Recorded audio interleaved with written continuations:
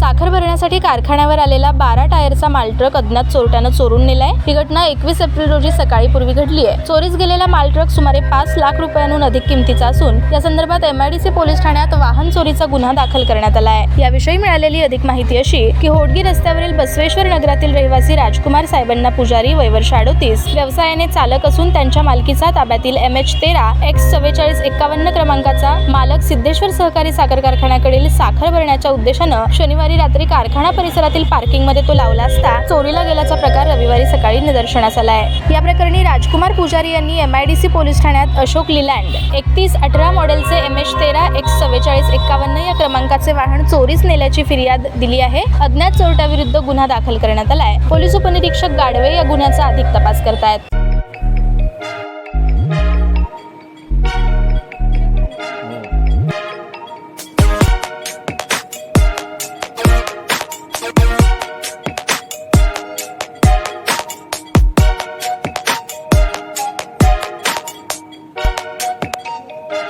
सोलापूर शहरातील सुप्रसिद्ध हॉस्पिटल म्हणजे सेंट्रल मल्टी स्पेशालिटी हॉस्पिटल मागील अनेक वर्षापासून सेवा बजावत आहे। 24 तास इमर्जन्सी सर्व्हिस, मॉडर्न टेक्नॉलॉजी, अनुभवी डॉक्टर्स तसेच अत्याधुनिक तंत्रज्ञान सुविधांनी सुसज्ज स्त्रीरोग प्रसूती विभाग, ऑर्थोपेडिक विभाग, मेडिकल विभाग आणि इतर एकमेव नाव म्हणजे सेंट्रल मल्टी स्पेशालिटी हॉस्पिटल।